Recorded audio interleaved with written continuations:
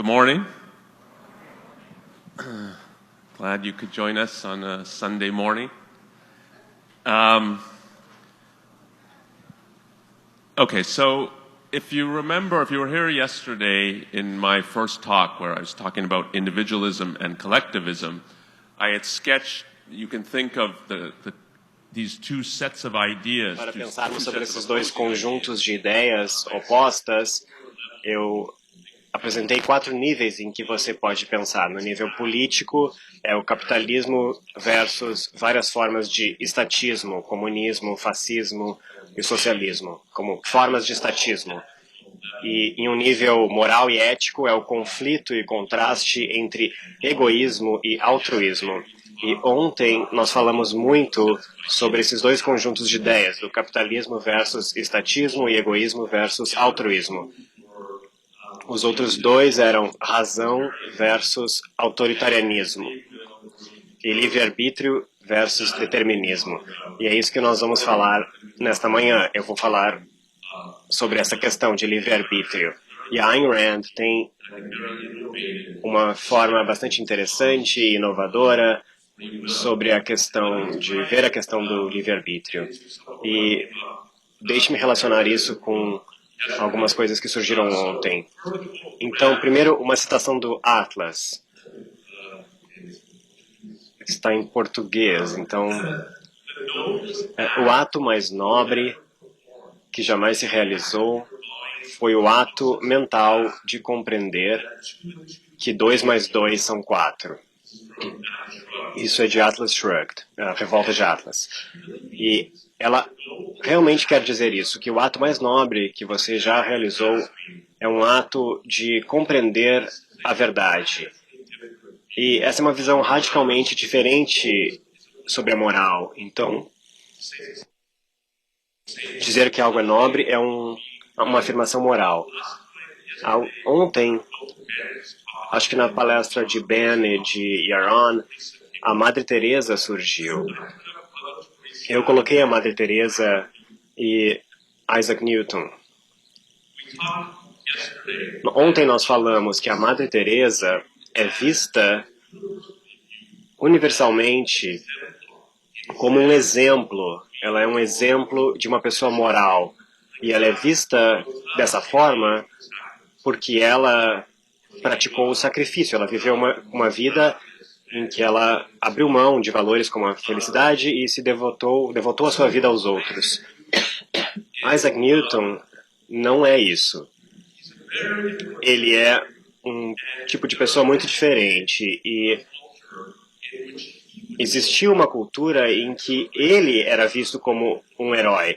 Eu mencionei ontem, quando vocês pensam sobre individualismo versus coletivismo e esses conjuntos de ideias, a perspectiva individualista ganha ascendência no período do iluminismo. E Isaac Newton era visto como um herói. Seria certo dizer que ele é o herói do iluminismo, ele é admirado universalmente. E eles não conseguem expressar isso, mas é uma admiração moral, de que existe algo muito, muito bom sobre o Isaac Newton. E é difícil, hoje em dia, pensar em uma cultura em que não é a Madre Teresa que todos dizem, dê-me um exemplo de uma pessoa moral, de um herói. Madre Teresa, Schweitzer, Bill Gates, quando ele doa todo o dinheiro dele, nós falamos isso ontem, sempre tem a ver com sacrifício. Mas existem diferentes visões de bem e mal, e certo e errado, visões radicais. E se você pensar nos pensadores do iluminismo, eles têm uma visão muito diferente sobre moralidade. Então, esse tipo de pergunta que sempre recebemos, nós damos muitas palestras e sempre recebemos essa pergunta. E geralmente é a primeira pergunta. E quanto aos pobres? Essa não é uma pergunta que seria feita no iluminismo. A primeira pergunta seria: isso é por causa da questão do sacrifício que foi inculcado na mente de todos. Então a primeira pergunta é sempre, mas e quantas essas outras pessoas que nós deveríamos estar servindo? Você não receberia essa pergunta na Grécia Antiga. E existe uma discordância sobre o que era o certo e errado na Grécia Antiga. Platão e Aristóteles debatiam sobre isso, mas ninguém perguntava, vocês não falaram nada sobre os pobres. Então, existem visões muito diferentes sobre o bem e o mal, e Ayn Rand tem uma visão muito diferente sobre isso. E os heróis dela se parecem com Isaac Newton e não com a Madre Teresa. E em termos do iluminismo, esse é o cientista que era visto universalmente como que estava expandindo o conhecimento humano de uma forma que nunca tinha sido feita antes.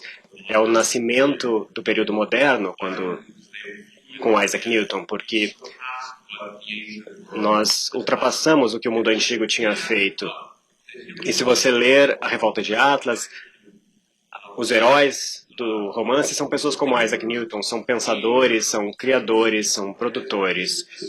E é visto como essa é a forma de se viver uma vida moral, e a essência da escolha que você tem entre o que é bom e o que é mal.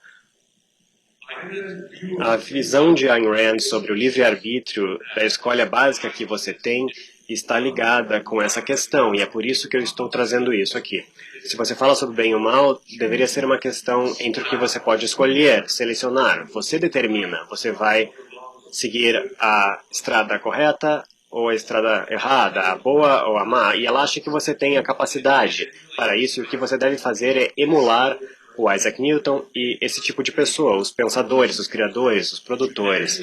Você deve emulá-los, e você tem a capacidade para isso. E é disso que eu quero falar. Eu quero falar sobre a visão dela, sobre o livre-arbítrio, a partir dessa perspectiva. Então, ela toma o fato da escolha de forma séria, que você tem escolhas básicas na vida e que elas moldam quem você é, a pessoa que você vai se tornar e a vida que você vai viver. Você tem esse tipo de controle sobre a sua vida, e você tem esse tipo de controle sobre a sua vida por causa da escolha básica que alguém tem na vida. Então, quando as pessoas pensam sobre o livre-arbítrio, tipicamente as pessoas pensam sobre coisas mundanas, de rotina, escolhas mundanas. Eu estou em um restaurante, será que eu vou pedir o bolo de chocolate ou o bolo de baunilha? E essa é a escolha que eu tenho para fazer. E eu acho que é verdade, que isso é uma escolha. Você tem uma alternativa genuína ali, você pode pedir o bolo de chocolate ou de baunilha. Mas se esse é o único tipo de escolha que você tem na vida, sobre o que você vai pedir no restaurante, não parece que você tem poder ou controle sobre a sua vida, de verdade. E a Ayn Rand pensa que você tem. E ela pensa isso porque, se você está pensando sobre o livre-arbítrio e o controle que você tem sobre a sua vida, não é esse tipo de escolha que você tem que pensar. É uma escolha entre itens particulares de conteúdo, chocolate ou baunilha. Você tem controle muito mais fundamental sobre a sua mente, porque você tem controle não só sobre o seu conteúdo, mas principalmente sobre a sua atividade ou o seu processamento. Você tem controle sobre como você usa a sua mente, e não apenas sobre as duas coisas que você vai selecionar no mundo. Se eu vou caminhar ou andar de bicicleta para o trabalho, se eu vou usar a calça azul ou cinza hoje. Você tem esse tipo de escolha, mas essas são escolhas derivadas. A escolha básica que você tem é o tipo de controle que você vai exercer sobre a sua mente. É assim que ela pensa sobre a questão do livre-arbítrio, é sobre uma questão de assumir controle da sua mente, da sua atividade, do seu processamento. Ou ela geralmente fala do seu pensamento, do processo de pensamento.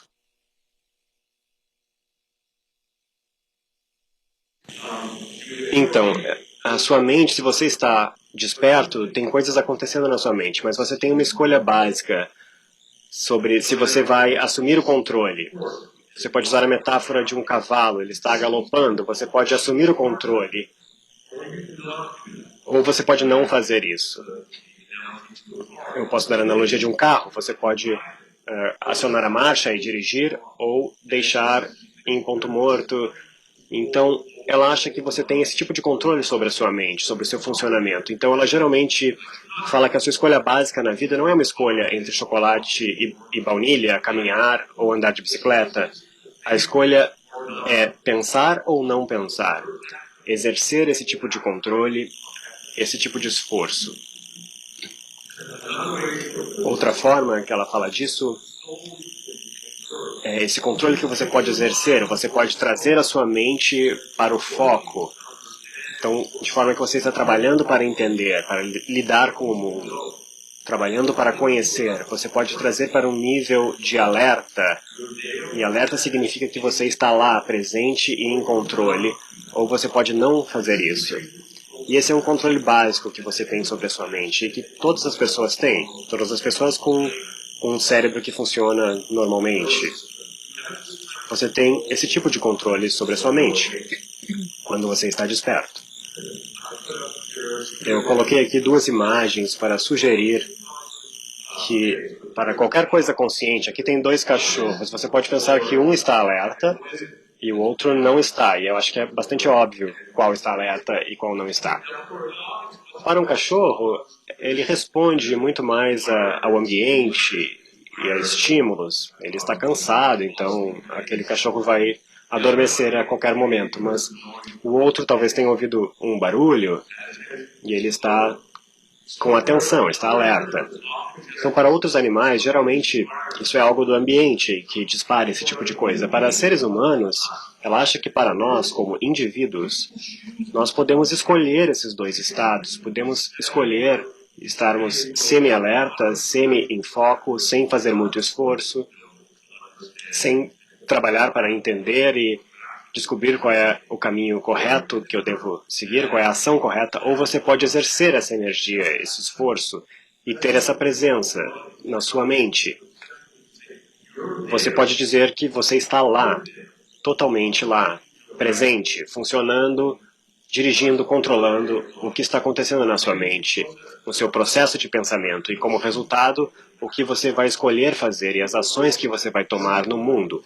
Esse é o tipo de controle que ela acha que, se você tiver introspecção sobre o seu próprio funcionamento mental, esse é o tipo de controle que você tem. E é definido por você. É uma coisa, um estado escolhido, que depende da sua vontade. Você tem uma alternativa em relação a isso e você pode exercer esse esforço ou não. Então, para falar agora menos em termos de imagens e analogia e mais na forma como ela pensa sobre isso, você tem uma escolha sobre focar a sua mente ou não e trazer para esse nível de alerta ou não, pensar ou não. Ela tem 2 formas, grandes formas em que ela pensa sobre como isso se manifesta, se você tiver essa introspecção. Então você tem uma questão se você vai exercer esforço e energia para compreender e saber e descobrir qual é a ação correta. Você pode exercer esse esforço ou não, escolher fazer isso ou não. Esse é um aspecto. E para onde você está dirigindo esse esforço e energia? Você está dirigindo para tentar entender, tentar compreender os fatos do seu mundo e do seu ambiente, tentando descobrir o que é verdade e o que é bom, o que você deve pensar e o que você deve fazer, ou você está dirigindo o esforço e a energia para, de certa forma, tentar escapar dos fatos, escapar do que existe lá fora na realidade, tentar evitar isso. E agora trazendo algumas imagens e analogias, então, uma forma em que você pode pensar, e ela fala dessa forma, você tem, parte do controle que você tem é que você pode estar em um estado de foco e de alerta, exercendo essa energia ou não, você pode estar à deriva. Então eu coloquei uma imagem de uma lancha aqui, onde alguém está exercendo controle, ou um barco que está à deriva nas correntes. Ele está se movendo, mas ninguém está dirigindo, ninguém está no timão, ninguém. E ela acha que essa é uma opção básica que você tem. E é uma coisa que você vê com relação às pessoas. Tem pessoas que exercem esse tipo de esforço de estar no controle e tem pessoas que não. E elas parecem ser mais produtos do seu ambiente. Elas pensam o que elas pensam porque isso é o que os pais pensavam. Isso é o que é aceitável nos seus círculos sociais. E parte do que está acontecendo ali, ela acha, se essa pessoa está exercendo o esforço para entender ou não. E se você não está exercendo esse esforço, você ainda está funcionando de certa forma, mas é muito mais o externo, as forças externas e estímulos que estão determinando o conteúdo da sua mente e as ações que você toma. Então, esta é uma forma de pensar sobre isso. Tem essa questão de foco versus deriva e esse controle fundamental que você tem sobre a sua mente. E a outra forma que ela apresenta é que você tem isso no outro eixo. Um é exercer esforço, energia ou não, e para onde você está dirigindo esse esforço e energia. E ela fala disso como foco versus evasão, ou pensamento versus evasão. E alguém que é cego intencionalmente, que não quer ver, e está trabalhando para não enxergar. Então você pode exercer energia e esforço para não saber, para não entender. E, portanto, para conseguir agir ou tomar ações que você não tomaria se você tivesse feito o esforço para entender o que está acontecendo. Então o Ben, na apresentação dele ontem, ele deu o exemplo de você tem um parente, um primo, um cara que nunca tem dinheiro e ele vem e pede para o irmão ou o pai, pede dinheiro pela 10ª vez e ele não é responsável com o dinheiro. Você sabe que você vai dar para ele e ele vai gastar de forma irresponsável, vai perder de novo. E em muitas famílias o que acontece é que as pessoas não querem esse tipo de conflito, elas não querem enfrentar isso. Eu tenho um irmão, um primo que é irresponsável e eu não gosto dele e nós precisamos cortá-lo e dar o dinheiro. E eles fazem de conta que, não, mas dessa vez ele mudou, dessa vez vai ser diferente. Você não tem nenhuma razão para pensar que dessa vez vai ser diferente se você der dinheiro. Não, ele vai gastar de novo. Mas, para evitar o conflito, você pensa, sim, dessa vez vai ser diferente. Você conta essa história, você faz de conta.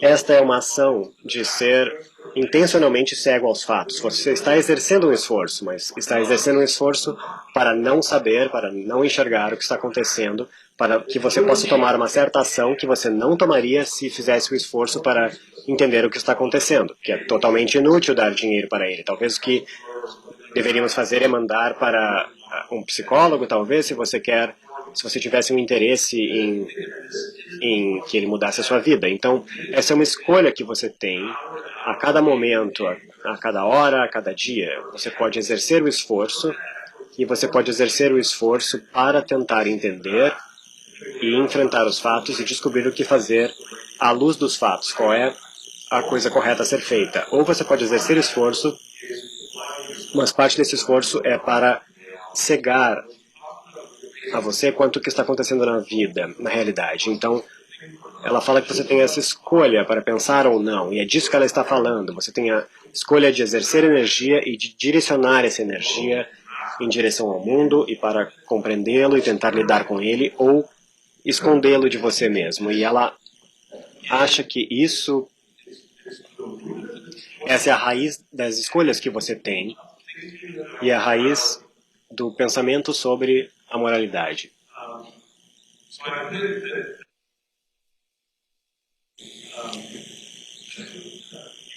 Então, ela acha que se você está pensando sobre o livre-arbítrio e sobre o controle básico que você tem sobre a sua vida, você escolhe a racionalidade ou irracionalidade do seu funcionamento mental, da sua atividade mental.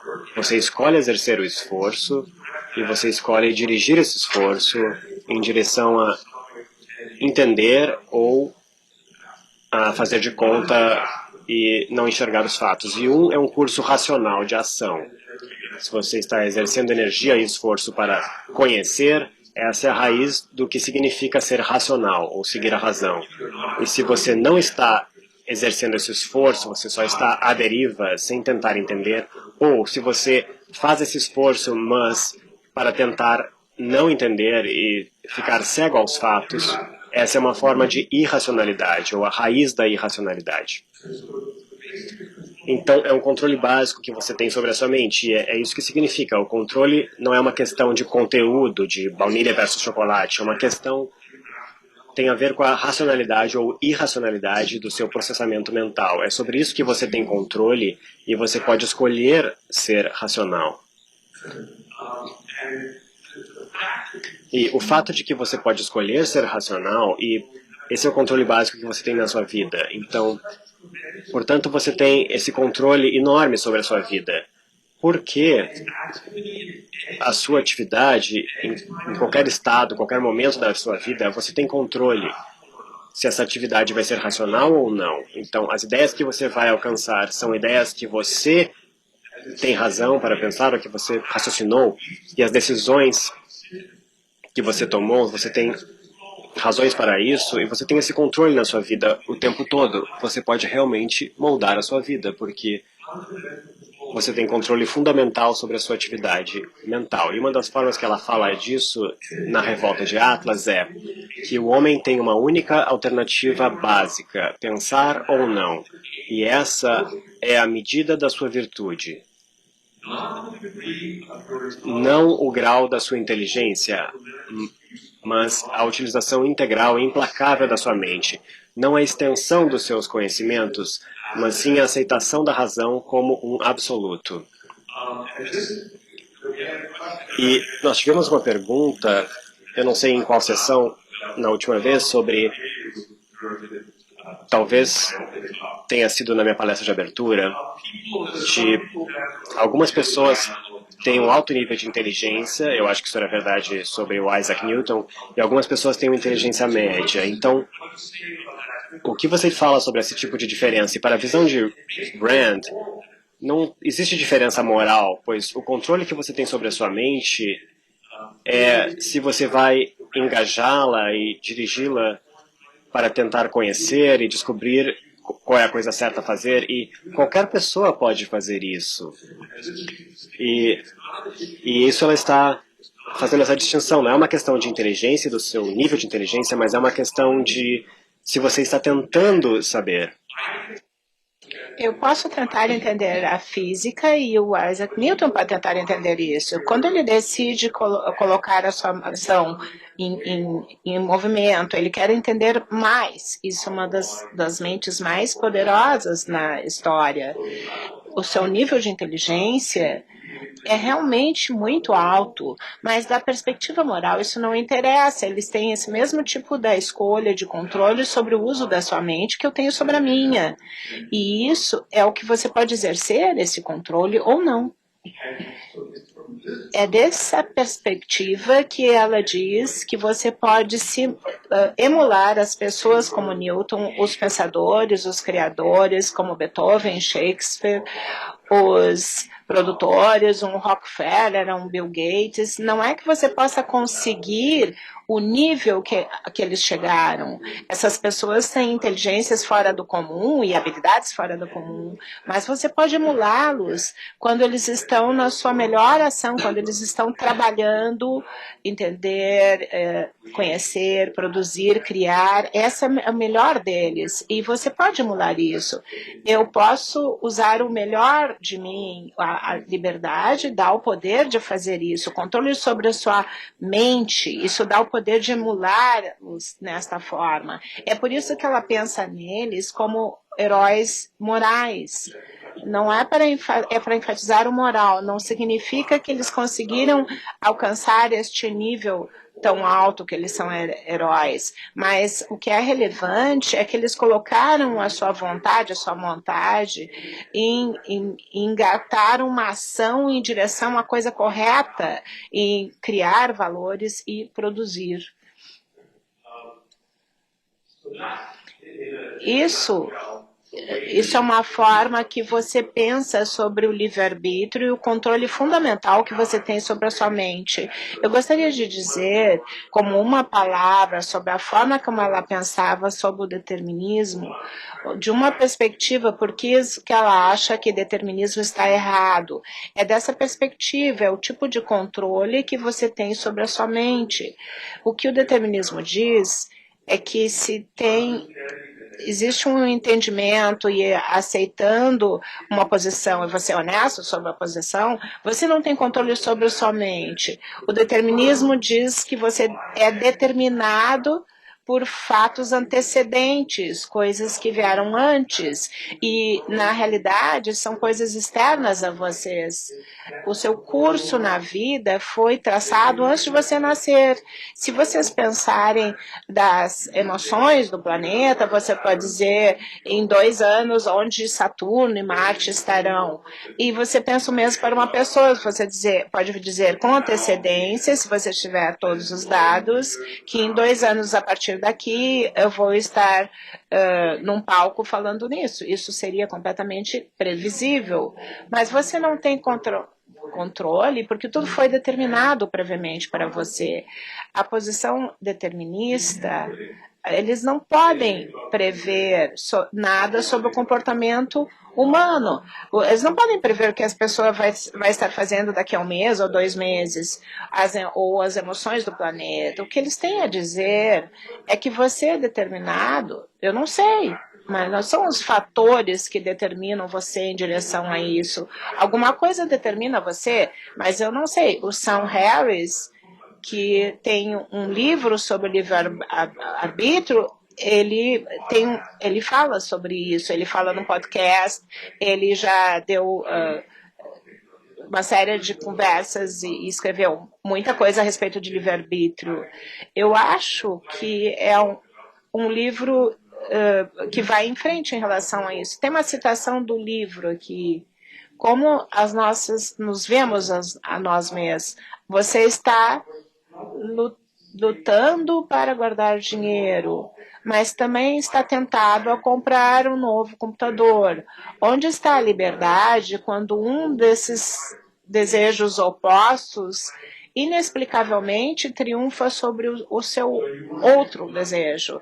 Você está talvez economizando para a universidade, um carro, uma casa, mas você está tentado por esse novo computador, talvez seja um novo Mac que saiu, algum que tem uma capacidade nova que eu quero comprar. Você tem essas duas coisas e você se encontra sem pensar comprando o computador ou depositando o seu cheque no banco.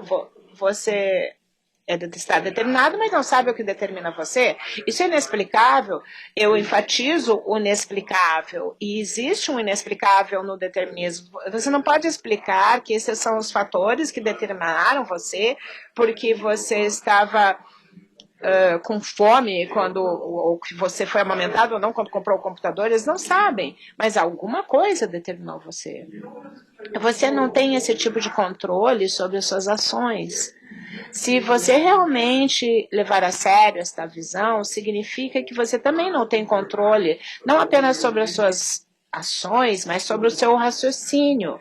Por que o Harris acha que ele sabe que determinismo é verdade? Isso é uma coisa que você está lutando para descobrir se a ideia de determinismo é verdadeira, mas você também está tentado pela ideia do livre-arbítrio. Onde está a liberdade quando uma dessas ideias opostas inexplicavelmente triunfa sobre a outra? É precisamente a mesma situação. Você vai economizar dinheiro, comprar um computador novo. O determinismo está correto ou o livre-arbítrio está correto? E qual ideia vence? Para o Harris, o determinismo vence. Para os seus oponentes, é o livre-arbítrio, porque uma dessas ideias ou teorias triunfa e outras não. Não existe motivo para pensar que uma é verdade e outra não. As outras são determinadas. Por que o Harris é determinista? Ele não sabe por que é determinista. E os defensores do livre-arbítrio não sabem por que também. Se é o resultado que uma vez ele foi amamentado no peito, significa que essa ideia é verdadeira, é por isso que você é determinista. A posição do determinista é que você não tem controle sobre a sua mente. E o Rand pensa que é uma posição incoerente, porque ele está dizendo que determinismo é verdade, mas não existe motivo para pensar que é verdade. Então, ela acha que existe uma profunda incoerência na posição determinista. Se você levar a ideia a sério, você não teria controle sobre a sua mente. É incoerente, porque você leva a ideia a séria, pensa a respeito, escolhe pensar a respeito. E isso é precisamente o que você não é capaz de fazer de acordo com os deterministas. Você escolhe a racionalidade ou a irracionalidade do seu processo de funcionamento mental.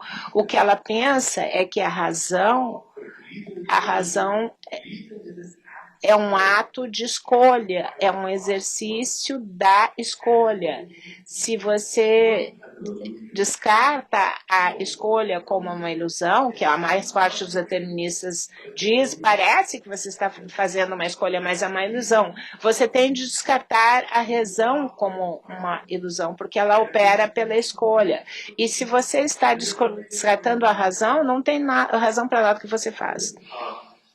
Então, ela acha que quando você coloca em introspectiva o fato que você tem esse poder sobre a sua própria vida, você dirige esses processos e atividades, se essas atividades serão racionais ou não.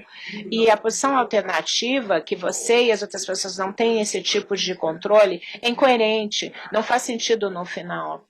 E eu acho que isso, no final das contas, é a forma como Rand pensa sobre o livre-arbítrio. Ela pensa que tem livre-arbítrio, e o ponto de vista do determinismo é um aspecto da mentalidade coletiva. Isso é incoerente. Então, eu vou parar por aí e abrir para perguntas. Muito obrigada.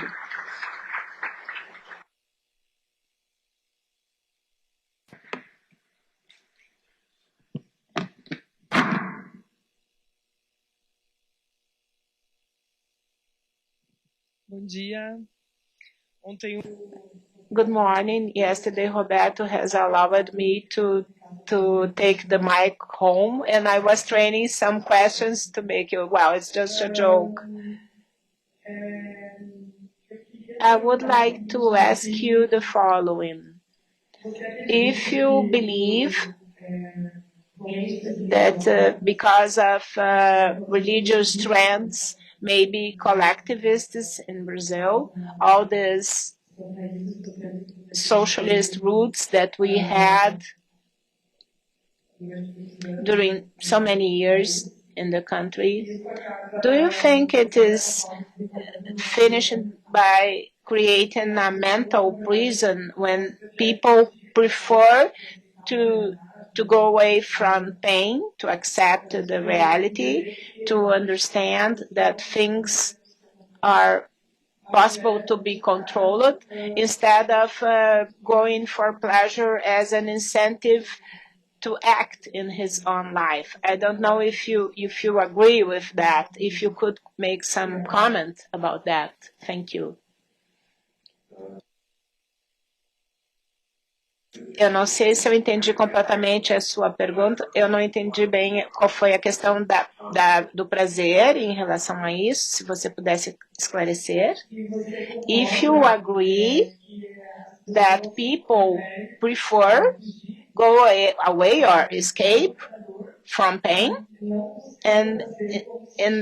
and they don't go for pleasure as an incentive to take choices over their lives. It means you prefer not to choose, not to think.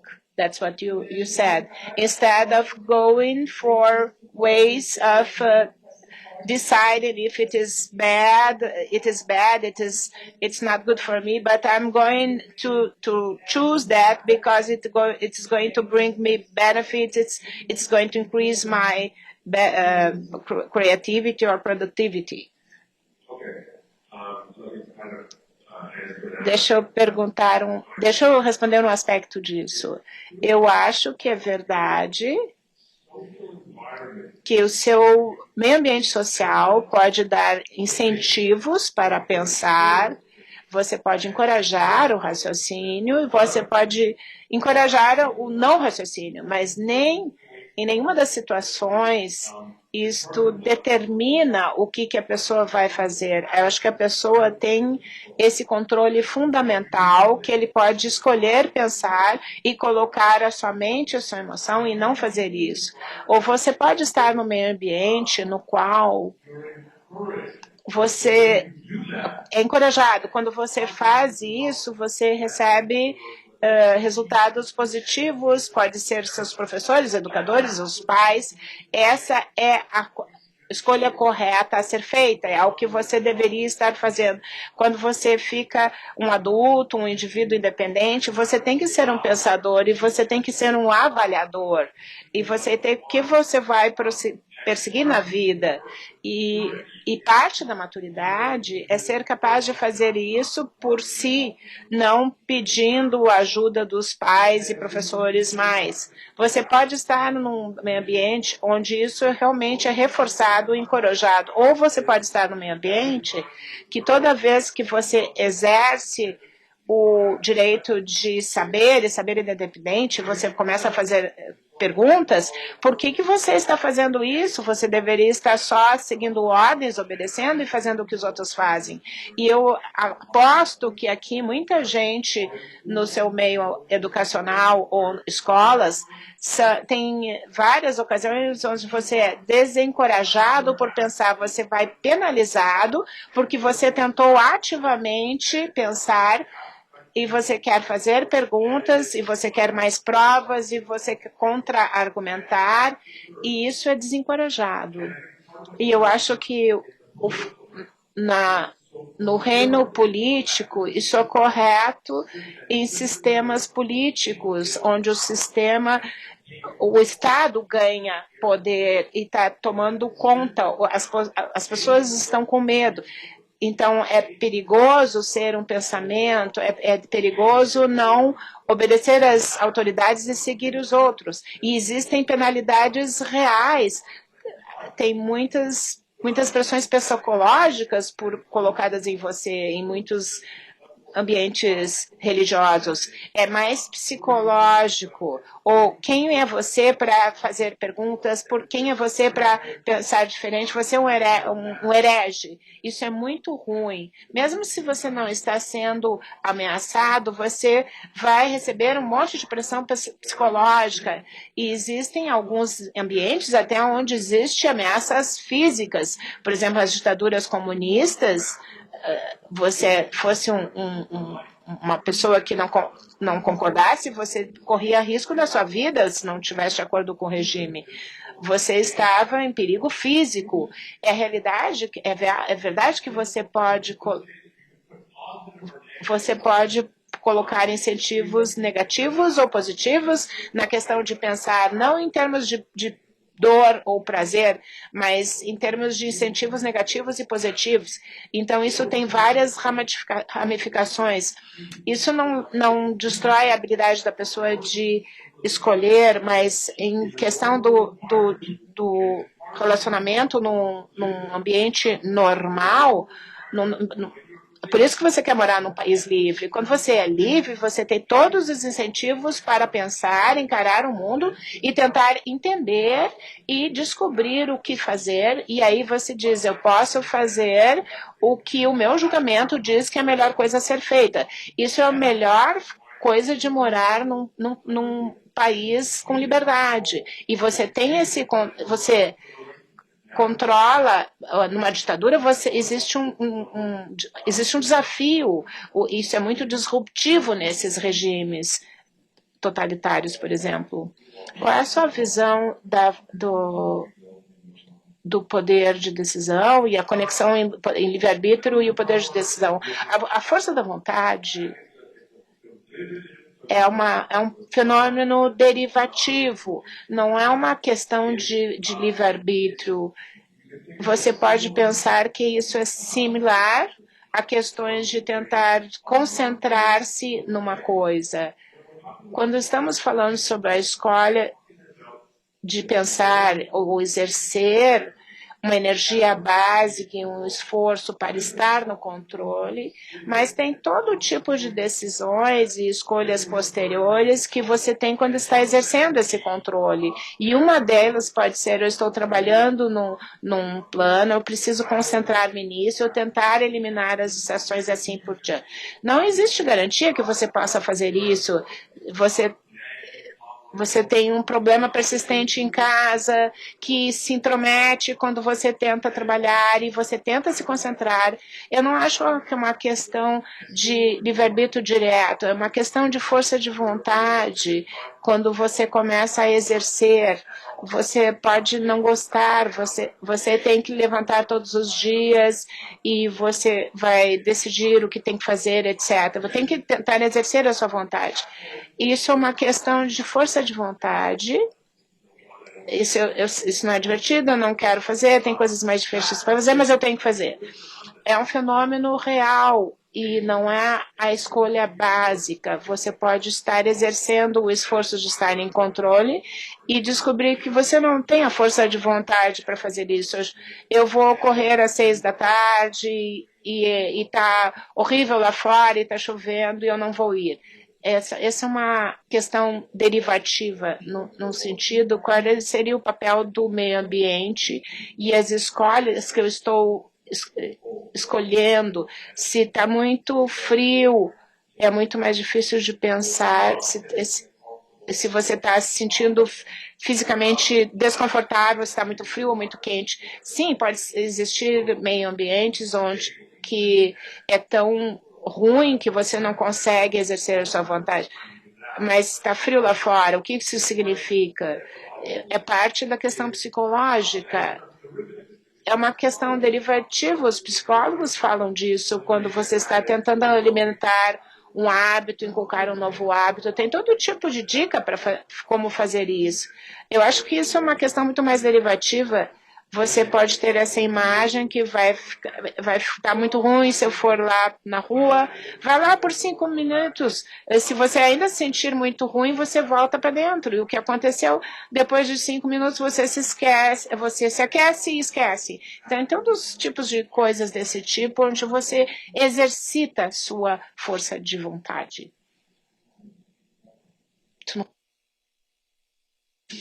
Sobre a questão da história do irmão ou primo que pede dinheiro, a questão que me vem à mente é a questão da racionalidade da pessoa contra a racionalidade das outras pessoas e do livre-arbítrio.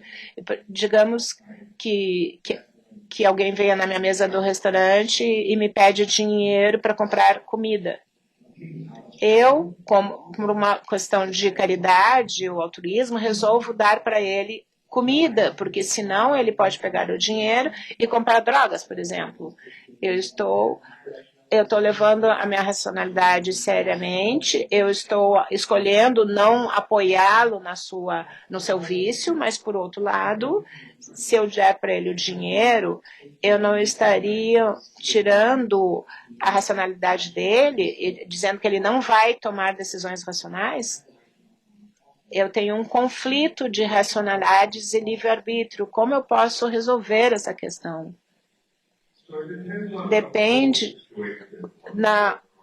do contexto completo dessa situação. Muitas dessas pessoas, pelo menos na América do Norte, as pessoas na rua pedindo, elas têm problemas mentais. Quando você tem doença mental, você tem capacidades diminuídas. Eu não acho que você está tratando a pessoa como um ser irracional, então eu vou dar comida, senão ele vai tomar uma decisão irracional. Você não está pensando que ele tem um problema mental? Sim, eu acho que você não está pensando que ele não vai tomar a decisão errada. E eu vou dar dinheiro e não comida. Mas por que você está dando um ou outro para ele? Não é que não exista motivo para fazer caridade, mas eu realmente quase nunca, eu não dou nesses tipos de situações. Eu dou em situações onde a pessoa realmente está tomando responsabilidade da sua vida e está tentando melhorar. E se você está dando dinheiro, e no contexto que você está contando que eles vão usar, você está apostando que eles vão usar esse dinheiro racionalmente. E se ele parar de ser racional, eu vou parar de dar dinheiro. Isso é ligado ao altruísmo. No século XIX, quando eles falavam sobre caridade, eles falavam sobre os pobres merecedores e os não merecedores.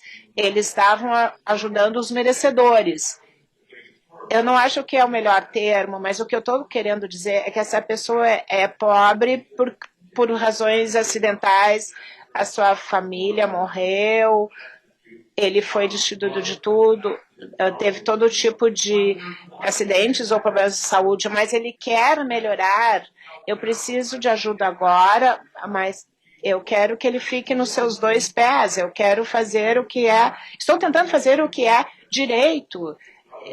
E é diferente daquele irmão que não está tentando nada. Aquele não merece nada. E isso é uma questão muito importante. Você não deveria, mesmo se o cara tem doença mental, você não deve tratar o pobre, o destituído, como se ele fosse incapaz. Você pode falar sobre a parte psicológica e as questões existenciais de evitar pensar? Quando você se faz cego por vontade própria para fatos e realidades, a realidade se torna um desafio, uma ameaça. Você racionalizou,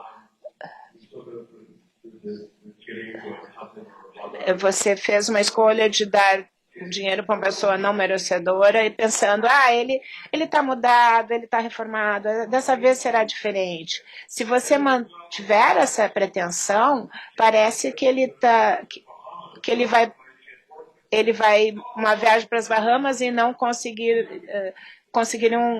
um trabalho. Então, eu tenho que fingir sobre isso, sobre aquilo.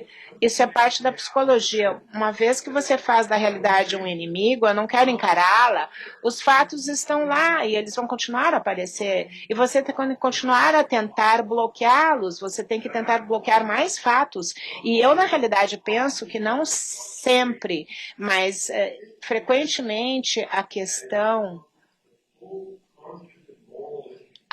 realmente moral e social, você vai dobrar o problema ou não? Esse irmão ou primo, você está fingindo dessa vez será diferente. Mas quando você recebe a primeira prova que claramente não é diferente, que a mesma coisa está acontecendo, você pode dizer, sim, eu estava fingindo que ia ser diferente, e você apostou de novo. Ou então você diz, não, ele realmente está esgotado, ele precisa de umas férias, depois ele procura um trabalho. Então, os fatos são seus inimigos, e você tem consequências psicológicas, existenciais de fazer os fatos um inimigo. Isso é um desastre completo. Que hora nós temos? Eu já passei do tempo? Uma pergunta a mais. É uma coisa comum entre cientistas e figuras populares, as pessoas que escrevem, elas acham que para aumentar a nossa inteligência, isso é chave.